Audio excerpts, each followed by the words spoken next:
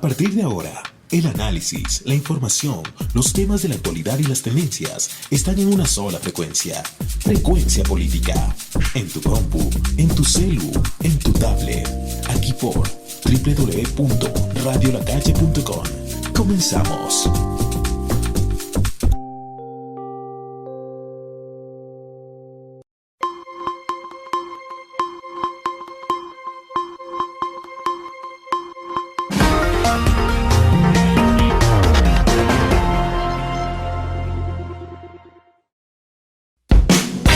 Insistimos en saludarlos, en darles la bienvenida a Frecuencia Política, el espacio que se transmite a través de www.radiolacalle.com, que también lo puedes seguir en tiempo real en nuestra cuenta de Twitter, Pavel Muñoz Asambleísta, y que los días miércoles hacemos un reprise de este programa por la cuenta de Facebook, en Facebook Live, en Pavel Muñoz Asambleísta.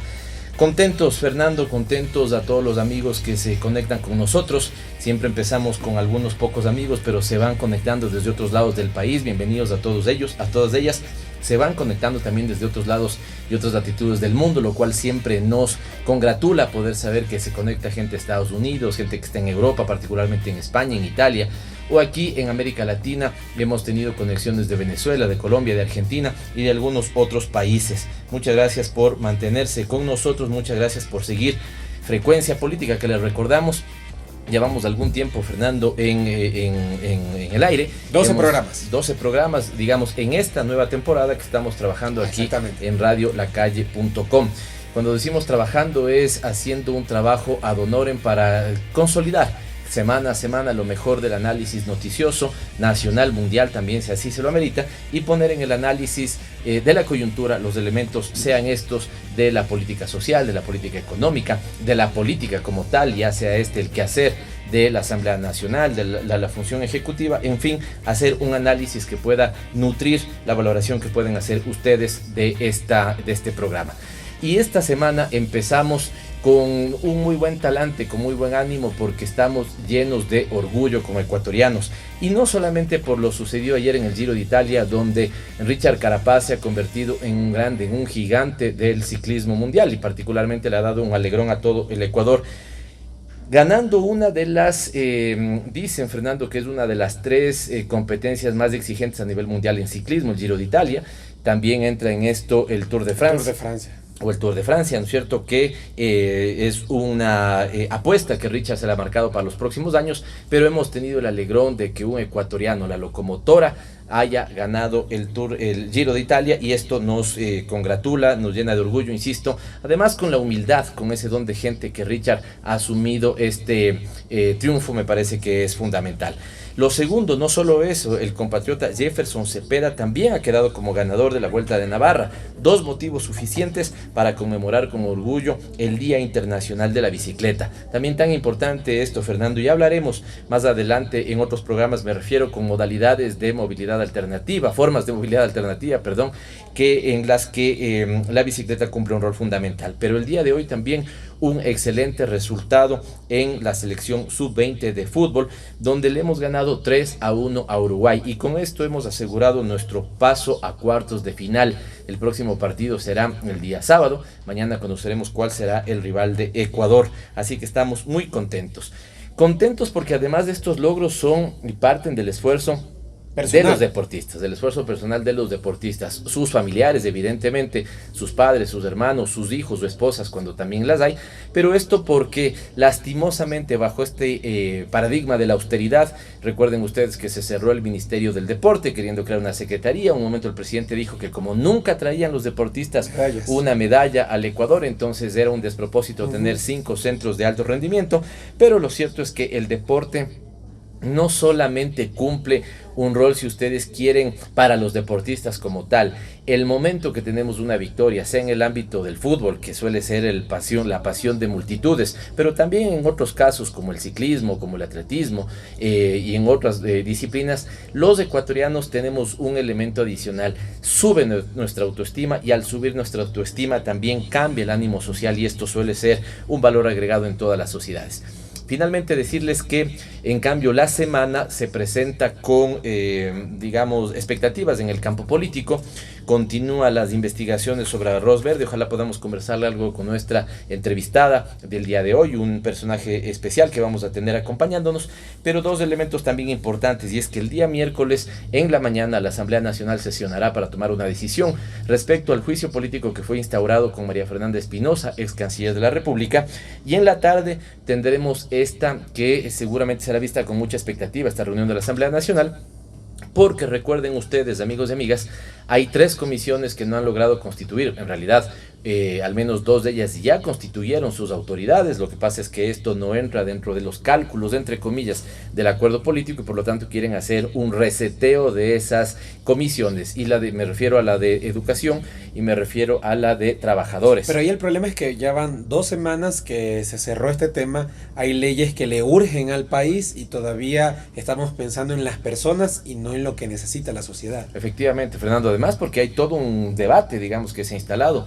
dentro del Consejo de la Administración Legislativa, si saber si tiene o no tiene, como no lo tiene, capacidad para rever lo que ya fue decidido de manera democrática en estas comisiones. Así que esta reunión también será el día miércoles en la tarde, y así es que asumimos esta semana que va a tener en los elementos políticos mucho que decir, mucho que analizar, y así lo haremos en el próximo jueves. Saludar nuevamente a todos los que se conectan desde todas las latitudes del mundo, decirles que desde Quito, Ecuador, les mandamos un abrazo, y evidentemente saludar al equipo de producción con Paulina Enríquez, que la vamos a tener más adelante, y Fernando Ramírez, a quien doy la bienvenida. ¿Qué tal, Fernando? ¿Cómo están, queridos amigos? Muy buenas tardes. Gracias por sintonizarnos cada semana. Es un gusto contar con la presencia de ustedes. Bienvenidos a su programa Frecuencia Política. Como ya es costumbre, no se olviden de escribirnos. Agradecemos bastante todos los mensajes que nos envían. A veces es medio complicado por el tiempo leerlos todos, pero siempre estamos pendientes de lo que nos dicen, las maneras como podemos mejorar y las maneras como podemos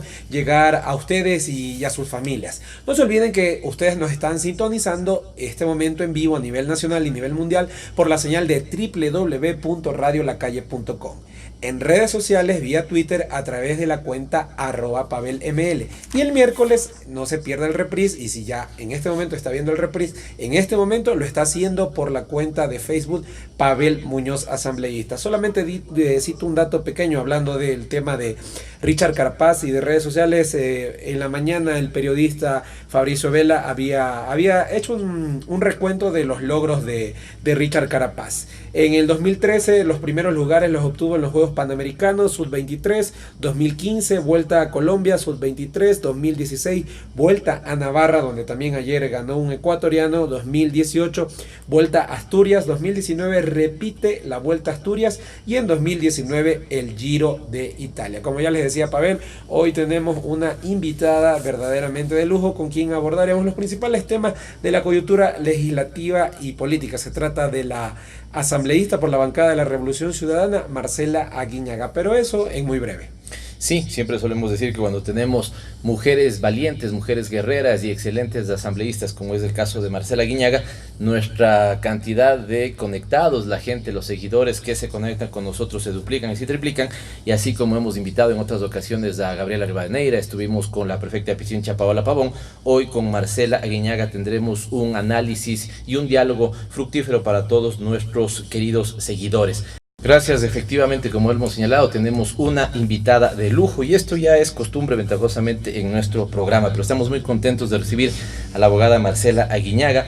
Ella es asambleísta por la Revolución Ciudadana, es formada en Derecho en la Universidad Católica de Guayaquil, fue por 5 años ministra de Ambiente en el proceso de la Revolución Ciudadana. Fue y estuvo dentro de esta terna que nosotros conocemos, que hizo historia en el caso ecuatoriano de que 3 mujeres estuvieron al frente de la Asamblea Nacional en el periodo anterior. A ella le correspondió la segunda vicepresidencia de la Asamblea Nacional, y en estos 2 años de nueva legislatura en la que ella repite y ha sido reelecta con excelente votación, ha sido presidenta de la Comisión de Justicia, tal vez una de las comisiones que más proyectos de ley tramita y tiene en la Asamblea Nacional. Marcela, bienvenida, qué gusto que estés con nosotros. Hola Pavel, muchas gracias a todos, a nuestros radioescuchas. Bueno, creo que ha sido muy generoso con las palabras de cuál ha sido mi recorrido, no solamente en el ámbito profesional, sino también en el ámbito de la política. Y bueno, sí, hasta hace muy poco presidía la Comisión de Justicia, hoy soy miembro de la Comisión de Derechos Colectivos. Ya conversaremos de eso, porque algunos creen que puede haber sido un tema de que ganemos de experiencia, pero también lo que hemos comentado aquí es que ha habido el deseo de cancelar a quienes han empezado a destacar en la tarea legislativa y por eso se busca que no tengan espacios de relevancia. Pero llegaremos a eso hacia el final, Marcela. Quisiera que al menos vayamos por 4 partes, me interesa a mí. ¿Cuál es tu apreciación sobre la Asamblea Nacional ahora? Después podremos conversar un poquito sobre qué está pasando en la situación jurídica del Ecuador. Se ha venido hablando mucho del lawfare y de alguna otra manera si es que esto crees que está pasando en el Ecuador. Y finalmente, para que nos comentaras esos temas que están pasando en el ámbito jurídico, si buscaban ser enfrentados desde la Comisión de Justicia con reformas al COIP, que se ha trabajado mucho y se ha tratado mucho. Ahí tal vez hay 2 temas en los que quisiera topar y finalmente, evidentemente, cómo ves estos 2 años que le quedan a la legislatura. Pero empecemos por esta primera parte que te decía. Soy de aquellos que cree que la Asamblea Nacional no se logró conectar con las expectativas ciudadanas en sus 2 primeros años y daría la sensación de que hoy podemos hacer lo contrario. Pero ¿tienes expectativa en eso? ¿Se va dando muestras de que efectivamente lo logremos? ¿Cuál es tu mirada sobre la Asamblea Nacional hoy por hoy con nuevas autoridades? Bueno, gracias por la pregunta. Bueno, yo no soy tan optimista en estos 2 últimos años que le quedan al periodo legislativo hasta las próximas elecciones. Yo creo que la Asamblea Nacional, sus legisladores en términos generales, están midiendo y calculando cada espacio y adicionalmente no están legislando en función de las grandes necesidades e intereses colectivos. Esa es una de las preocupaciones. Eso también te denota cuán mal está calificada hoy mismo la Asamblea Nacional y cuánto o poco o casi nada le cree la ciudadanía a este poder legislativo, que lo siente muy distante de sus problemas cotidianos. Y a mí me parece sí que hay falta de lectura política por parte de algunos líderes de bancadas que no comprenden que hay que priorizar lo urgente. Y lo urgente es que el Ecuador hoy mismo, enfrenta una situación económica compleja de desempleo y no necesariamente de productividad y de opciones que quieren nuestros ciudadanos, más aún cuando también se discute que todos tenemos esta sensación, cada vez que no pasa por una sensación, de que los actos delictivos están siendo más cotidianos de lo que quisiéramos y también más violentos. Hoy venía conversando en el avión con una representante de las organizaciones de mujeres. Y claro, una de las preguntas es, bueno, ¿qué hacen ustedes legisladores? Las tasas de femicidio están disparadas en el Ecuador con un grado mayor de violencia en nuestra sociedad. Yo creo que también hay que analizarlo porque ciertamente hay proyectos de ley que hoy que se debaten que, como yo siempre digo, electoreramente tienen mucho respaldo popular, pero que no necesariamente son las soluciones a los grandes conflictos de nuestra sociedad. Entre esos pasa la reforma del Código Orgánico Integral Penal, que ojalá no sea manoseado indebidamente, y esta norma jurídica que puede representar una recuperación de la institucionalidad en el ámbito de la justicia no sea necesariamente politizada, porque eso al fin del día creo que no se trata de un tema ideológico, no pasa por un tema de izquierda, un tema de derecha, le hace mal al ordenamiento jurídico del Ecuador. Ahora, déjame desmenuzar un poco lo que has planteado, Marcela, y lo primero tiene que ver con efectivamente la Asamblea Nacional y los legislativos en todas las partes del mundo no suele tener buenas calificaciones. Correcto. Pero el escenario está agravado en el Ecuador porque todos los indicadores sociales, y hace poco tuvimos a Santiago Pérez en este programa donde nos mostraba cómo el estado anímico de los ecuatorianos había decaído y está muy asociado con un proceso de desinstitucionalización más fuerte. Es decir, en este momento no hay institución pública que esté adecuadamente conectada con las expectativas ciudadanas. ¿Cuánto se le puede atribuir, como han hecho algunos, a este proceso de alguna u otra manera de desinstitucionalización que se da con la consulta popular que fue convocada, pero sin cumplir ese dictamen de constitucionalidad que era obligatorio? Bueno, yo creo que esa es una de las grandes falencias que quedará para la historia, registrada en la historia, no solamente de nuestro país, sino también de aquellos que de alguna forma hemos estudiado temas de derecho.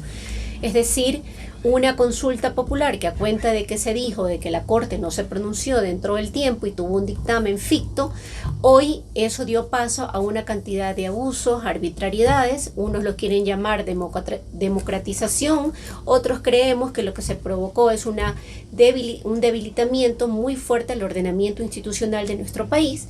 Y tú ves hoy autoridades, unas más cuestionadas que otras menos, pero también una lógica y suerte de que estos temas vienen siendo aplaudidos desde ciertos grupos económicos y también sobre la fuerza que hacen los medios de comunicación en torno a una supuesta descorreización del país. A mí me parece que en términos generales lo que hemos hecho es hemos debilitado el acceso a los derechos que tienen hoy los ciudadanos. La justicia sigue siendo calificada de mala manera por todos los habitantes de este país y eso nos preocupa porque a veces el derecho lo vemos tan distante de nuestra vida hasta que un día te toca. Y el día que te toca es cuando tienes un accidente de tránsito, cuando alguien te estafó, cuando alguien indebidamente tomó tus cosas en forma ya sea con la fuerza o no, y tú recurres a la función judicial y no tienes la respuesta. Me parece que son elementos que nacen también de que hoy el Ecuador, por más que trasciende de diferentes gobiernos, sigue siendo democráticamente una institucionalidad débil. Podría decirte que no necesariamente va en poder tener una democracia solvente, sino algún término que usó alguien la otra vez en un taller, lo que se llama una democracia de plastilina. Exactamente. Y Marcela, respecto a esto, se ha vendido la descorreización o se le vendió a los ciudadanos la descorreización como supuestamente corregir los errores que se habían cometido en el pasado. Pero a la luz de lo que viene pasando, ¿no crees que más bien se han exacerbado esos problemas? Te pongo dos casos, la crítica que se hizo al Consejo de Judicatura de Transición o lo que hace poco nosotros rechazamos en la Asamblea Nacional cuando el Tribunal Contencioso Electoral se posesionaba violentando la necesidad de paridad y equidad de género. Sí, bueno, yo creo que lo que ha sucedido es que los entonces defensores de derechos humanos, hoy cuando llegan al poder, básicamente todo aquello que alguna vez se criticaba, si tú criticas algo, entiendo, porque cuando llegas al poder, a la silla del poder, los vas a corregir. A cuenta hoy de que necesitas abusar de ese poder, entonces haces las mismas prácticas que cuestionabas. Eso es parte de la necesidad de decir que, digamos, las políticas de Estado deberían trascender a los gobiernos y eso hoy en el Ecuador no pasa. Y ciertamente yo creo que hay una cantidad de abusos que en su momento le pasarán la cuenta al Ecuador cuando se dictan órdenes de prisiones preventivas que deberían ser la última medida. Cuando tú eres un ciudadano, tienes arraigo, tus hijos están en la escuela. Es decir, no eres una persona que tiene prontuario, con lo cual quiere decir que no representarías un gran riesgo para la sociedad. Hoy se establece la medida de prisión preventiva como una cosa que debería ser todos los días, con lo cual hay abusos en temas de derechos humanos, un privado de libertad que mañana sea abusado o asesinado en uno de nuestros centros penitenciarios, luego al fin del día le puede pasar la cuenta en temas de restauración y reparación por parte del Estado. A mí me parece que son cosas que el Ecuador, a pesar de que viene siendo sentenciado varias veces por Corte Interamericana, todavía el Ecuador no aprende de esto. Y se están exacerbando los ánimos. Sí, yo creo que hoy ciertos políticos, ciertos actores, digamos que hacen opinión, exacerban los ánimos hacia la posibilidad del cometimiento de un delito que se llama el delito de odio. La forma en cómo tú pienses, la forma en cómo tú defiendas algo, la forma en la cual tú consideras, hoy, digamos, es lo cuestionado. Es lo único cuestionado, cuando hay otras cosas que deberían ser también objeto en su momento de alguna discusión. Pero, insisto, sí, me parece que se contribuye a exacerbar estos ánimos de odio. Ahora, Marcela, conversando con algunas otras personas, incluso a nivel internacional, si subimos de escala, da la sensación que lo mismo viene pasando en el caso de Brasil, por ejemplo, Argentina. Lo mismo viene pasando en el caso de Argentina. Correcto. Es un escenario que ya se está planteando en el caso de la justicia boliviana. El caso de Odebrecht implicó a muchos otros países y ahí da la sensación que estos elementos se repiten, digamos. Se violentan algunos principios como el principio de inocencia, es decir, da la sensación que más que demostrar la culpabilidad, alguien tiene que demostrar su inocencia. Así es. También se ha hablado de que hay varios tramos en el debido proceso que se violentan o el principio de la prisión preventiva. ¿Compartes o no compartes aquellas lecturas que dicen que esto está muy ligado con el tema del lawfare, una suerte como Sí, de persecución a una forma de pensar, y lo que es peor, instalar cierto sentido de odio, digamos, sobre actores políticos que piensan de manera distinta? Sí, sí, absolutamente. Yo creo que todavía no trasciende el hecho de que la justicia debería estar de tal forma,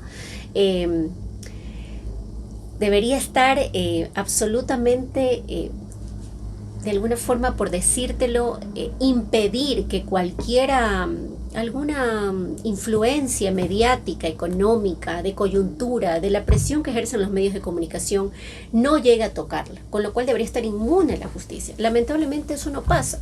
Hoy todavía tenemos jueces que les preocupa salir mañana en un titular de un medio de comunicación escrito de este país o televisivo, un juez que al menos ciertos jueces que hoy son de Corte Nacional, que tienen esta suerte de espada de Damocles en su espalda, al fin de que hoy se ha anunciado que van a ser próximamente evaluados, es decir, tienen que hacer los méritos para seguir conservando los cargos. Me parece que sí, eso no contribuye en ningún caso a ser un país que vayamos en las vías del desarrollo, de la democracia, del respeto, de la justicia y de la igualdad. Sí es un debilitamiento absoluto. Y eso nos preocupa a todos, más aún cuando tú tienes hoy una forma de pensar distinto, crees en algo, defiendes algo, más allá de que es absolutamente legítimo que en el caso de existir indicios se investiguen sin que esto sea vulneración de derechos, sin que esto sea romper el principio de inocencia. Hoy parecería ser que estamos en los tiempos, en tiempos dictatoriales, donde lo que dice un medio de comunicación o afirma un medio de comunicación parecería ser la sentencia después tomada por un juzgador. Esas son las cosas que deben preocuparnos, insisto, y en ese mismo sentido quiero comentarte que hoy hay una figura que fue aprobada en el Código Orgánico Integral Penal del año 2013 que se llama la cooperación eficaz. La cooperación eficaz no es una herramienta del procesado, es una herramienta del fiscal para poder investigar más rápidamente y llegar a la verdad. Sin embargo, eso no basta que a través de cooperación eficaz alguien diga, ¿sabe qué? Yo vi que lo mató. Este es un buen punto. Correcto. Porque, digamos, desmenuzando un poco más a estos términos jurídicos, lo que implicaría es que si alguien es, tomado prisionero, digamos, se le ordena una orden de prisión, esta persona también se ve tentada a, en una cooperación eficaz, por salvarse esta persona, poder involucrar a otras. ¿Eso solo basta o significa que la fiscalía y los jueces tienen que probar que lo que está diciendo es veraz? Sí, una de las preocupaciones que tenemos es el mal uso o el uso indebido de esta figura, que se llama cooperación eficaz. Es una figura que se utiliza en otros ordenamientos jurídicos que tienen, digamos, un grado de democracia mucho más fuerte que nosotros, en países que están desarrollados. Un ejemplo de ello con otros ordenamientos completamente distintos al nuestro, como por ejemplo en Estados Unidos. Sin embargo, de ello la cooperación eficaz no basta que tú, para tener un beneficio en la pena, es decir, hasta solamente cumplir un 10% de la misma, no basta que tú digas, sí, resulta que tal persona me indicó, me ordenó o me dispuso. Sí, yo vi que tal persona lo mató. Sí, pero tiene que haber la contrastación de manera que esa prueba sea conducente del cometimiento de ese delito. ¿Qué quiero decir con esto? Si alguien dice que mañana sabe que en ese lugar o en ese terreno enterraron un cuerpo, bueno, tiene que dar las indicaciones del lugar, tiene que irse a hacer el peritaje y tiene que encontrarse el cuerpo. Caso contrario, no podría ser beneficiario de lo que dice que sabe y le consta porque no fue real. Es decir, necesita una constatación como tal. Si mañana pasa que Juan se le ordena prisión, Juan dice quiero acogerme a la cooperación eficaz e involucra a Ana, ¿inmediatamente se le tiene que tomar prisionera, por ejemplo, a Ana? ¿O es que necesaria, o es que ahí lo que deberían es verificar que la información dada por Juan tiene elementos tiene asidero legal y se podría convertirse en lo que se llama un indicio? Cabe indicar que, digamos, de aquella información que nacen de supuestas intervenciones a celulares, correos electrónicos que no tengan una orden judicial, evidentemente están al margen de la ley. Por eso es que tú debes, como fiscal, recurrir a tener otros medios probatorios legítimos y lícitos que permitan llevar a determinar si una persona ha cometido un delito. Es decir, lo que tú decías, quien debe probar que tú eres culpable es la fiscalía. no ahora mismo que está en duda el principio de inocencia. Y a mí me preocupa porque, digamos, ciertos profesionales del derecho indebidamente aplauden esto hoy. Lo aplauden cuando antes decían ser defensores de los derechos humanos. Entonces, sí me causa preocupación esta suerte de doble moral cuando queremos interpretar la ley. Ciertamente, insisto, esto no podría dar paso a vulneraciones de derechos, pero estamos viendo que es lo cotidiano. Ahora, si volvemos a subir el tema de la escala, ahora justo en Arroz Verde, la prisión ordenada sobre Alexis Mera y esta retención que se hizo de María de los Ángeles Duarte, también surge de un cuaderno, digamos, ¿no? Y este es un elemento que también surgió en el caso de Argentina. Me decían que incluso el informe pericial hablaba de algunas dudas sobre la veracidad de la información que estaba en ese cuaderno. ¿Es posible que el procesado en alguna medida, forje este tipo de pruebas, o estas pruebas no se, digamos, al menos no haya que darle esta veracidad de manera inmediata, sino que tenga que ser bien analizado? Esa es labor del fiscal. El fiscal tiene que tener la capacidad de llevar adelante la investigación de manera que determine por el bien de la sociedad si hay los elementos que requieran que esa conducta que hizo una persona debe ser reprochada penalmente en la sociedad.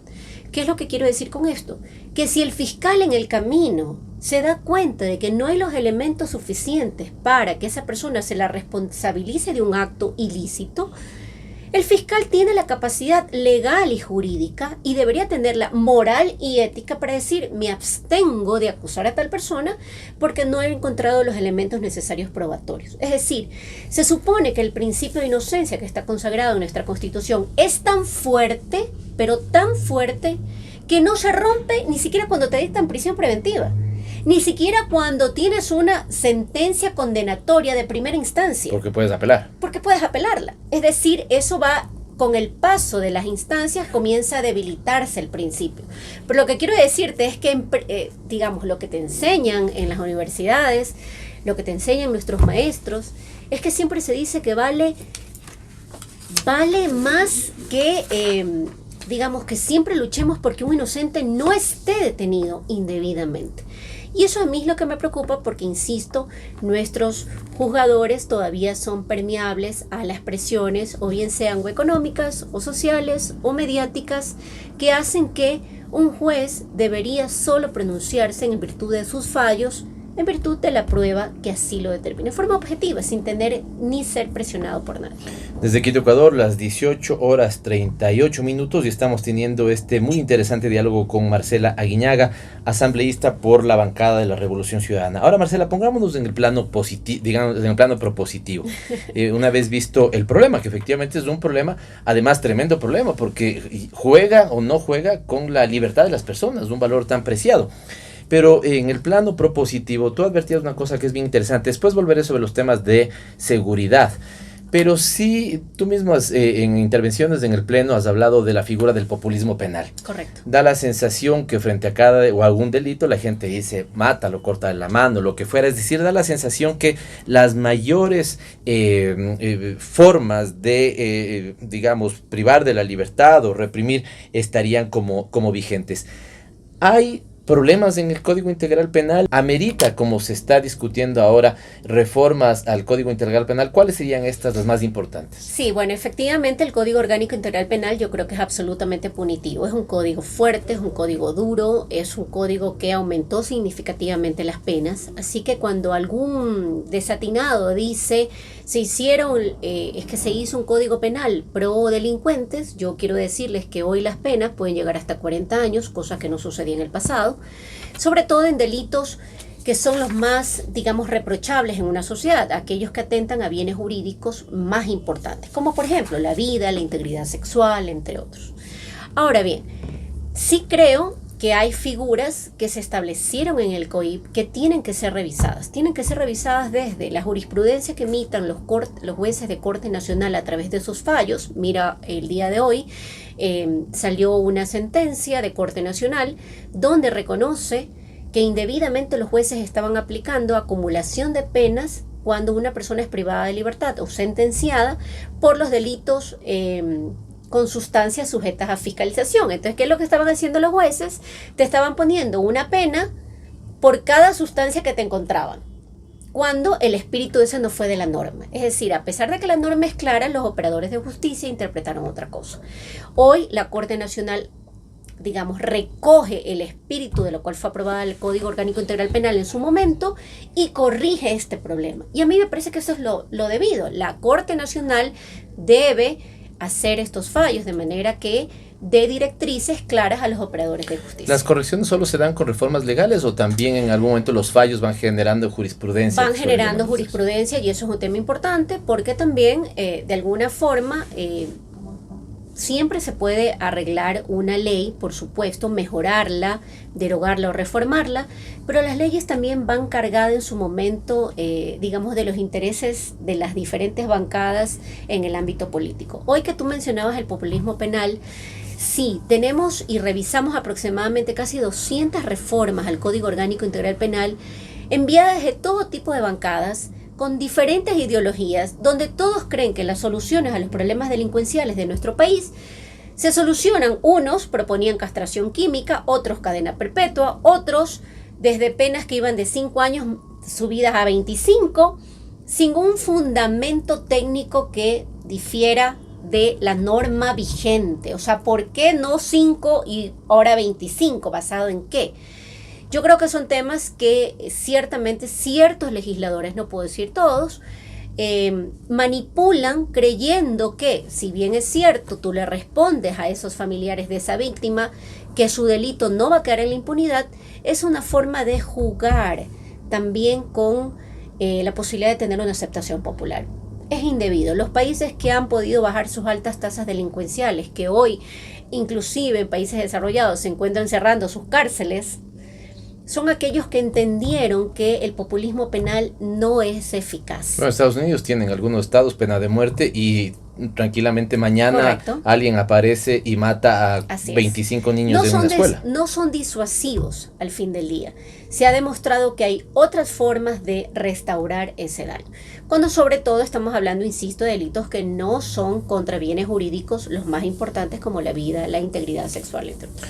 Me paso a otro tema porque de alguna u otra manera hemos estado hablando de cómo desde el ámbito legal podemos combatir y debemos de combatir la corrupción, pero también señalaste al inicio los problemas de seguridad y efectivamente la percepción sobre la inseguridad va subiendo.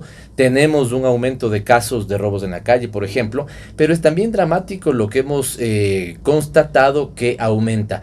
No necesariamente estar en tu hogar te hace seguro, puede ser una mujer sobre todo violentada por su esposo, su conviviente, ¿no es cierto? Una niña por su padre, su padrastro, lo que fuera. Cuando digo violentada puede ser desde golpeada a violada, e incluso los que ya están, digamos, detenidos en este momento están pasando por una crisis carcelaria que, digamos, fue muy comentada la semana anterior. Digamos, lo que sucedió en Guayaquil fue de alguna u otra manera bárbaro. Terrible, una barbarie. Estoy juzgando no solamente por las muertes, sino por esta incineración, digamos, a uno de los privados de libertad que me parece que es evidentemente terrible. Frente a eso, Marcela, ¿cómo, digamos, también topar estos temas, ¿no es cierto? El tema de femicidio, se ha hablado de que hay incluso una disminución de casos, parece ser que los casos han aumentado, y respecto a la crisis carcelaria, que aquí quisiera detenerme un ratito, se declaró un estado de excepción, pero a pesar de estar declarado esa excepción, sucedió lo de Guayaquil. ¿Qué está pasando ahí o qué no están haciendo ahí? Bueno, yo creo que hay, dentro de esta forma que comenzamos en esta entrevista de hablar del debilitamiento institucional, creo que el gobierno nacional, desde mi punto de vista, tomó algunas decisiones que considero son equivocadas. Una de las cosas importantes es decir que el Ministerio de Justicia no solo manejaba cárceles, ese era uno de sus, digamos, una de sus grandes funciones, pero también se dedicaba, por ejemplo, a los temas relacionados a luchar contra la violencia de género, a luchar también contra estas inequidades desde la política pública, a la restauración cuando el Estado tiene que reparar a las víctimas, que eran elementos importantes del ámbito de derechos, de justicia y derechos humanos.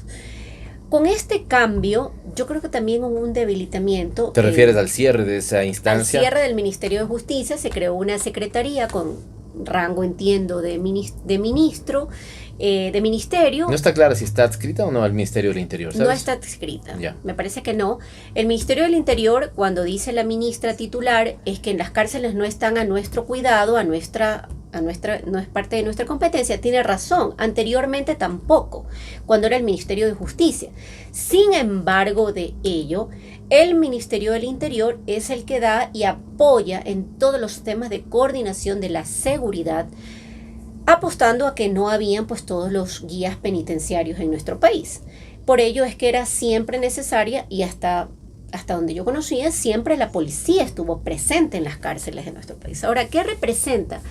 Bueno, siempre se dice que en estudios de, digamos, de temas de criminalística, las cárceles representan no otra cosa que, digamos, una demostración del estado en que puede estar una sociedad. Y eso me preocupa, porque tú ves hoy que no hay ningún tipo de miramiento para quitarle la vida a alguien de la forma más, digamos, más inhumana, como quemar a una persona, primero apuñalarle, después quemarla, a vista y paciencia de todo el mundo, cuando los otros privados de libertad graban estas escenas. Las declaraciones del responsable de la cárcel fueron como, son problemas de ellos, alguna cuestión así. Son problemas como entre bandas, dijo, entre bueno, bandas. usted es el que tiene que controlar que no hay esos problemas entre bandas. El Código Orgánico Integral Penal, que la verdad es que tiene en su tercer libro, que tiene que ver con todo el sistema de rehabilitación penitenciario de nuestro país, digamos, es muy bonito en teoría, muy poco ejecutado en la práctica.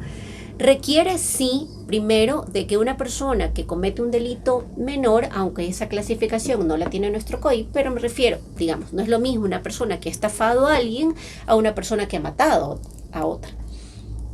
Requiere que estén separados por niveles de seguridad o de gravedad de los delitos, para lo cual una persona tiene que estar en un pabellón de mínima versus una persona que, digamos, arrebatado la vida, tiene que estar en un Muchas veces no se ha entendido eso. Con el caso de los políticos, por ejemplo, el caso del ex vicepresidente, eso no se entiende. Se creía que era un privilegio, cuando en realidad Así si alguien tomó decisiones de política pública que pudieron afectar a alguien Por que supuesto. está presente en esa cárcel, Es que como un policía que mañana tenga, ejemplo, digamos, esté sentenciado pagando una pena, no digamos, por ejemplo, un delito de tránsito donde hay una muerte, no puede ir donde están los mismos que perseguía de grandes bandas delincuenciales. no, O sea, es un seguramente le aprendió a principio algunos de los que están ahí. básico. Correcto. Y el Estado tiene que cuidar la vida pero el Estado de tiene todas las que personas, incluidos los PPLs. Por supuesto, porque siguen teniendo derecho a pesar de que tú estés pagando una pena. Y el Estado está en la obligación de darte una opción para que tú te rehabilites y te vuelvas a reinsertar en la sociedad. Entonces yo sí creo que se han fallado en algunos temas de política. Hoy tú ves el caos que hay en nuestros centros penitenciarios, y quiero comentarte que aproximadamente el 28% de la población carcelaria del Ecuador está privado de libertad por drogas. Entiéndase por ello en cualquiera de los rangos, por drogas. Es decir, habría que ver si ahí están realmente los microtraficantes, los consumidores, o están los Chapos Guzmán. Yo tengo ahí mis serias dudas. Claro. Ahí no están los Chapos Guzmán. Los que trafican, lavan el dinero y etcétera, no están en las cárceles de nuestro país. Así que sí me parece que el sistema, vuelvo e insisto, es pernicioso y es parte, digamos, de esta lógica de hoy que creemos que todo lo resolvemos metiendo a las personas en las cárceles, y no es así. Se nos va acabando el tiempo, lastimosamente, pero hay dos temas de los que quiero poner en la mesa, porque el rol de Marcela Aguinaga ha sido reconocido en ese sentido. Me corregirá si yo lo digo mal, pero Marcela ha dicho, yo tengo mi opinión personal sobre algunos elementos, pero eso no quita que como legisladora impida un debate legislativo más amplio. Por supuesto. Me refiero, por ejemplo, al caso de despenalizar el aborto por violación, que podría ser una reforma al COIP, y despenalizar el uso de cannabis con fines terapéuticos, que tanto se ha discutido positivamente, no solamente en el Ecuador, sino en algunos otros países, sobre todo enfermedades terminales o enfermedades que ponen al paciente en condiciones muy malas. El uso de cannabis medicinal o terapéutico ha sido, digamos, ha mostrado sus beneficios. Recréanos un poco más de esta posición. Frente a un Estado laico, la forma que tú has procedido, que yo creo que es la correcta, es, más allá de mi opinión personal, yo tengo que permitir que la sociedad y la Asamblea Nacional, como una representación de la sociedad, debate estos temas. ¿Qué tan importante, qué tan válido el debate de estos temas, Marcela? Sí, bueno, dentro de las reformas al Código Orgánico Integral Penal, que está ya listo para conocer el Pleno en segundo debate, se incorporaron dos temas que no dejan de ser polémicos. Yo advertí mi posición desde el inicio, pero me encontraba dirigiendo la mesa de justicia. Entonces, lo que fui clara en manifestar era que mis creencias, mis posiciones absolutamente religiosas, que son mías y no necesariamente de la legislatura, y peor aún imponérsela a otro legislador, yo las hacía a un lado para que se debata un tema que hoy es absolutamente, digamos, de coyuntura, es un tema que se discute, que las organizaciones de mujeres vienen exigiéndolo, que las estadísticas nos dicen que todos los días en este país las mujeres son agredidas sexualmente. Y parte del debate que no se dio en el año 2013, cabe indicar, es que los legisladores hicieron un debate distinto, y eso me parece lo interesante de recogerlo. La mesa aprobó el texto en la cual propone que se despenalice el aborto en caso de que una mujer salga embarazada producto de una violación, en caso de inseminación artificial no consentida. Me parece que también cuando el feto médicamente está determinado que es inviable su vida. Y adicionalmente, me parece que en el caso estupro no se aprobó, pero me parece que también en el caso de incesto, que fueron parte de las causales que se incorporaron. Hoy hay este varias tema causales. Ha surgido mucho en el debate actual, el tema Correcto. del incesto, ¿no? ¿Qué pasó? El texto se mejoró, se dijo que una mujer puede, sin que vaya a la cárcel, tomar la decisión de no tener ese bebé producto de una violación porque su consentimiento ha sido irrumpido, ha sido alterado, hasta la semana 14. Esa fue parte del texto que salió. ¿Cómo va? ¿Qué otra cosa se incorporó? Se incorporó que basta la noticia crímenes que haga, en este caso, la mujer diciendo que ella está embarazada, se ha enterado que está embarazada y producto de una violación y que no quiere tener el bebé, y las autoridades deben poner a conocimiento de los fiscales a fin de que se investigue el delito que es la violación.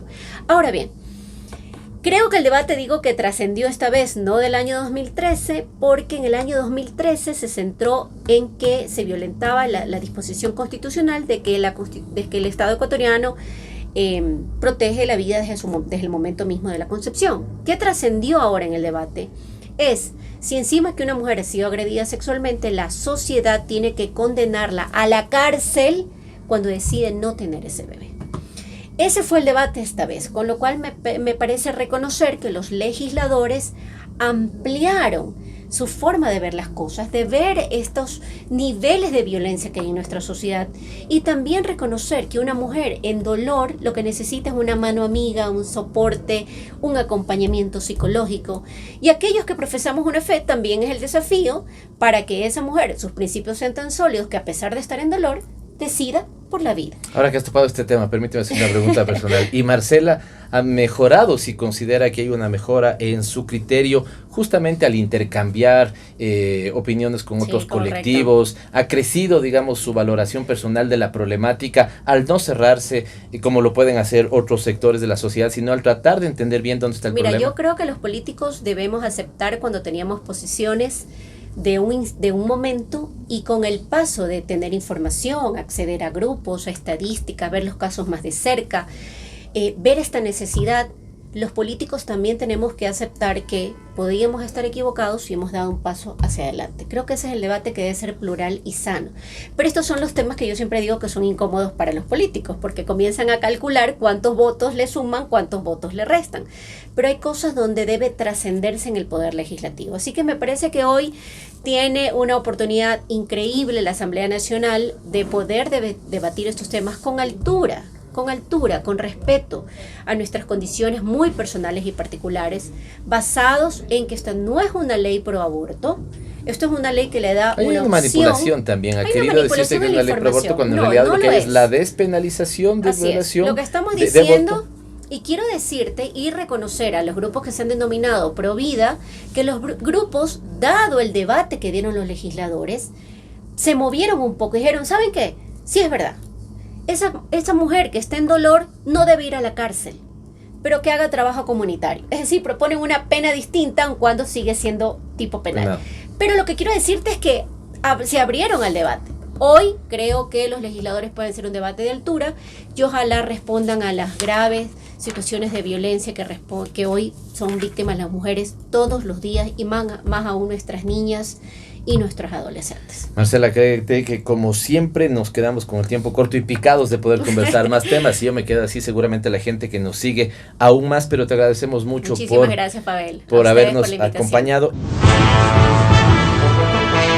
¿Qué es lo que nos tienen y nos dicen las redes sociales, Pauli? Buenas noches, Pavel, buenas noches a toda nuestra audiencia. Las redes sociales ahora se tomaron los deportes. Empezamos con Richard Carapaz, quien ganó el Giro de Italia y quien ahora ya tiene más propuestas después de este triunfo. Ese día también fue campeón de la Vuelta de Navarra. Jefferson Cepeda nos dio otra sorpresa, otro ecuatoriano, y hoy la Sub-20 derrotó a Uruguay 3-1, un partido que pudo terminar por goleada, pero ya está entre los 8 mejores selecciones de Polonia. Qué bien. No, y a propósito de esto, ¿no sabes si se exoneraron de impuestos a los zapatos de pupo? O... También ya debe estar entrando en la lista. Seguramente, ¿no? Porque esa fue la respuesta que dio el gobierno nacional, cuando en realidad creemos que la respuesta debió haber sido más institucional. No sé si algo más, Paulina. Sí, otro de los temas que teníamos es que la legisladora Gabriela Rivadeneira también se encuentra participando como observadora en Puebla con un registro y expediente 019, y esto explica más sobre lo que se ha estado moviendo en redes sobre el mal uso de la información. Es increíble lo que ha pasado en materia electoral. Vamos ya casi 2 meses y no es más de que las nuevas autoridades fueron electas y todavía no se cierra el proceso electoral. Todavía hay algunos jueces que, porque no es el problema simplemente de que haya gente que presenta estas causas, el juez tiene la potestad de admitirlas o no admitirlas, y si no hay fundamento jurídico deberían inadmitirlas. Claro, todo tiene su tiempo. El otro tema, no sé si ya recibieron el baldazo de agua fría este fin de semana de ir a tanquear de gasolina su carro, y si lo ponen gasolina súper, ya entiendo que les habrá salido tremenda cuenta. Si querían hacerlo en efectivo, seguramente les tocó poner la tarjeta de crédito, porque subimos nuevamente hasta los $3,19. Y aquí hay una gran incógnita. Si de alguna otra manera el principio era dejar que el precio de la gasolina súper flotara respecto al precio del petróleo, si ha venido cayendo el precio del petróleo, debería caer el precio de esta gasolina. No ha pasado lo mismo. Y finalmente, así que mucha atención, porque ahora sí se van a dar cuenta de lo que en principio no era aparentemente un golpe significativo, aquellas personas que ponen la gasolina súper, que está bien haber discutido el tema de la eliminación del subsidio, pero ahora veamos si lo adecuado era dejarlo flotando con los precios internacionales. Vamos a ver cuál es la reacción ciudadana. Y finalmente, los vocales del Consejo Nacional Electoral dicen que irían a rendir cuentas a la Asamblea Nacional. Yo creo que más que irían es la Asamblea Nacional la que debería exigir la presentación del Consejo Nacional Electoral para que puedan decir por qué ha tenido tantos problemas el proceso electoral ecuatoriano. Estamos pasados con 1 minuto, pero no queremos despedirnos sin invitarles a que vean Transeúntes Informados todos los días de 12 a 13 horas, a que puedan seguir Frecuencia Política los días lunes, como lo hacemos de 18 a 19, Enredados en Redes, es el programa que nos sigue de 19 a 21 horas, Fanesca Radio Show, esto es los martes de 19 a 21 horas, y el programa de nuestra compañera legisladora Sol Buen Día, Un Buen Día con Sol, el día miércoles a las 9:10 de la mañana.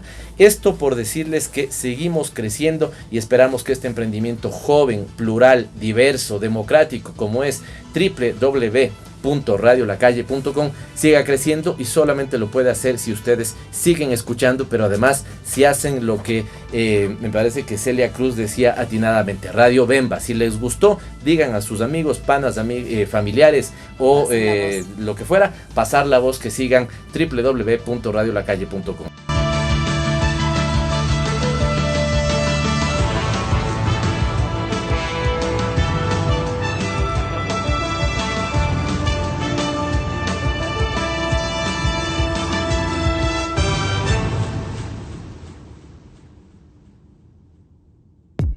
Gracias por acompañarnos. Aquí termina Frecuencia Política. Hasta la próxima semana.